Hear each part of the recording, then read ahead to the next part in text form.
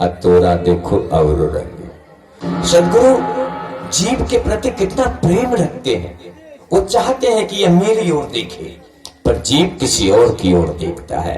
तब सदगुरु कबीर ने कहा कि हम बसो तोरा संग या तोरा देखो और रंग। अर्थात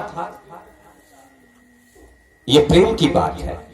सदगुरु कबीर कहते हैं कि जब मैं रोया तय न समारा, मैं तुम्हारे कल्याण के लिए, तुम्हारी मुक्ति के लिए, जन्म जन्मांतर के दुख से छुटकारा दिलाने के लिए जब मैं रो रहा था तो तू मेरी आंसू की कीमत को नहीं समझा।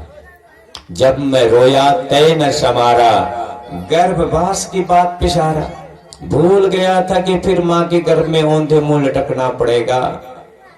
अब ते रोया क्या ते पाया, कही कारण अब मोहि रुलाया। सदगुरु कबीर कहते कि अब रो करके स्वयं दुखी होते हो, मुझे भी दुखी करते हो, क्या मिलेगा तुम्हें? मां के गर्भ में बच्चा उल्टा लटका है, वहां जो पीड़ा होती है उस बात को सदगुरु कबीर ये कहते हैं।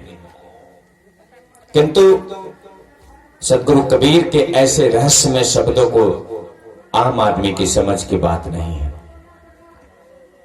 आप देखते होंगे कि जब कोई मां गर्भ धारण करती है, पेट में बच्चा नन्हा शिशु पल रहा होता है, समोसे वाले अगर समोसा बना रहे हैं, कोई चाट वाला लेके जा रहा है, गोलगप्पे वाला जा रहा है, तो बस मुंह में पानी आना शुरू हो गया और बस हल्के इशारे में बोल देगी अपनी सासू माँ से।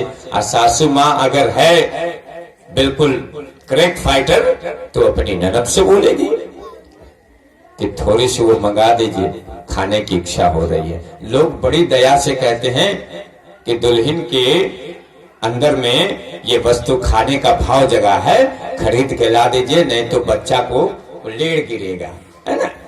और इसी बहाने क्या बात है, जो जो खाना है वो सब का वो चाह करती है। अब सोचिए, खूब गोलगप्पा में झाल डाल करके, लाल मिर्ची डाल करके वो तो अपना तसल्ली पूरा कर ली, और जब वो अंदर जाता है और बच्चे को जब मिर्ची लगती है तब पेट में दुखन होता है, दर्द होता है। वो दर्द किस लिए होता है वो मां नहीं जानती, पर बच्चे को जो पीड़ा होती है वो सदगुरु जानते हैं। और आपको अनुभव करना है तो जब सुबह बाथरूम जाएंगे तो अनुभव होगा आपको कि आपने क्या अपने साथ अत्याचार किया।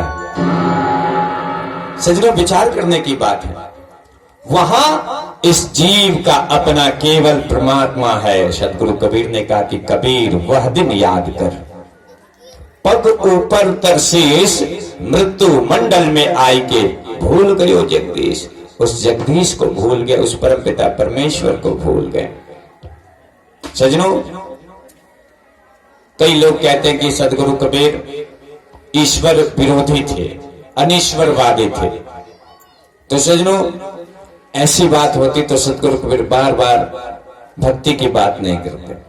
सदगुरु कबीर ने भक्ति में विश्वास और भक्ति में निष्ठा की बात उनके अंत और शुरुआत दोनों में झलकती है। सदगुरु कबीर जब कई वर्षों तक काशी के बीच रहते हैं और अंत समय जब मगहर प्रस्थान करते हैं तो लोगों ने कहा कि अरे महात्मा कबीर साहब, आप मगहर क्यों जा रहे हैं? मगहर तो श्रापित जगह है, वहां पर मरने वाला व्यक्ति गधा में जन्म लेता है।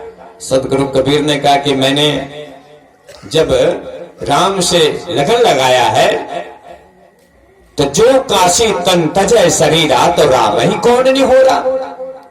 इस पद में राम के प्रति अर्थात उस पूर्ण ब्रह्म के प्रति जीव के लिए सदगुरु कबीर एक निष्ठा का संदेश देते हैं और अपनी भक्ति पे यकीन करने की बात कहते हैं। अपने सत्कर्म और संसार के किसी भी जगह क्षेत्र के विषय में जो भेदभाव है उसको समता दृष्टि देते हैं कि ना कोई जगह श्रापित है, ना कहीं मरने से कोई गधा बन सकता है और ना ही पापी कोई काशी में मरने से मुक्ति पा सकता है। केवल अगर कर्म पवित्र हो और जिसके हृदय में प्रभु भक्ति की धारा बहती हो, चाहे मगहर हो चाहे काशी हो, सदगुरु कबीर। अब इन शब्दों में तो स्पष्ट दिखता है कि सदगुरु कबीर भाई इसमें अनिश्वरवादी होते तो राम नाम की महिमा दर्शाते हुए, उस पूर्ण ब्रह्म की महिमा दर्शाते हुए सदगुरु कबीर काशी से प्रस्थान मगहर करते हैं। पंडित कहते हैं कि वहां मरने से गधा होता है। सदगुरु कबीर ने कहा कि मैं प्रमाणित कर दूंगा, अगर मैं काशी में मरा तो लाज है राम को कि उसकी मैं भक्ति किया। पंडितों ने कहा कि तो आप काशी में मर जाएंगे तो गधा बनेंगे, ये बात हम लोग जानेंगे कैसे? आपका तो जन्म गधा में हो जाएगा। कहा कि वो भी दिखाऊंगा, वो भी दिखाऊंगा। उन्होंने काशी के राजा बीर सिंह बघेला को बुला लिया, मगहर का नवाब बिजली का पठान को बुला लिया, और उनके जाने से स्वतः ही हिंदू मुस्लिम जितने भी उनके शिष्य थे सब जमा हो गए। सबको उन्होंने अंतिम संदेश दिया कि देखो, मैं तुम्हारी नजरों से अब अंतर ध्यान हो जाऊंगा, लड़ना नहीं, प्रेम से रहना। सबने पूछा कि हे सदगुरु, अब आप बता दीजिए कि आप जब अपने शरीर का त्याग कर लेंगे तो हम कौन सी प्रक्रिया से आपका विधि विधान करेंगे? उन्होंने कहा कि तुम अपनी विधि से करना और तुम अपनी विधि से करना। सबने हंसा, कहा कि सदगुरु आप कैसी बात कहते हैं, एक शरीर होगा तो एक ही विधि होगी, और वो अपनी रीति से और मैं अपनी रीति से भला कैसे करूंगा? कहा कि वक्त का इंतजार करो, सब समय से पता चल जाएगा। सदगुरु कबीर ने कहा कि मैं चादर ओढ़ करके समाधि में जा रहा हूं, और जब एक आवाज आए कुटिया से तो समझ लेना कि मैं अब अंतर ध्यान हो गया हूं, मैं संसार को छोड़ चुका हूं। सजनों, शब्द की ध्वनि जब आई, बिजली का पठान और बीर सिंह बघेला दोनों वहां दौड़े। कई संत तो बताते हैं कि दोनों के मन में वैमनस्यता थी, लड़ाई ठान लिया था।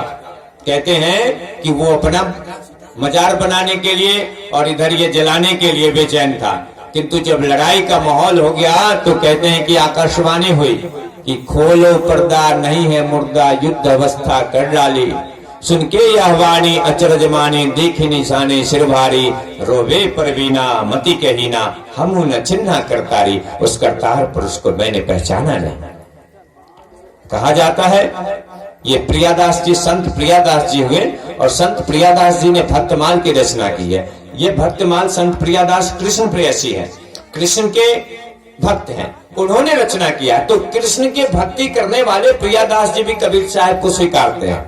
थोड़ा सा अंतर होता है कि तू ओरिजिनल भक्तमाल जो पहले बना संत नाभाजी के द्वारा रचना, उस भक्तमाल में कबीर साहब का परिचय है। नाभाजी कहते हैं कि बानी अरब खरब है, ग्रंथन कोटि हजार, करता पुरख कबीर है, नाभा किया विचार।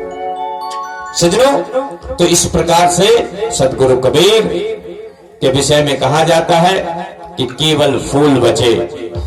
उस फूल को हिंदुओं ने बांट लिया, मुसलमानों ने बांट लिया, और जितने अनुयायी थे सब वहां से उठा करके ले गए। और भारत की भूमि पे कई जगह कबीर साहब की समाधि मिलेगी, जिसमें प्रमुख मगहर है। कहा जाता है धनी धर्मदास जी की गद्दी बांधवगढ़ में भी उनकी समाधि, फूलों की समाधि कई जगह है। जितने भी उनके आचार्य हुए थे, कबीर चौरा में भी बताया जाता है उनकी समाधि, किंतु प्रमुख रूप से मगहर में हुआ। तो सजनों, ऐसे सदगुरु कबीर जिन्होंने अपने जीवन में प्रेम, करुणा, दया, ये अनमोल मोती है हमारे जीवन में, इनको आप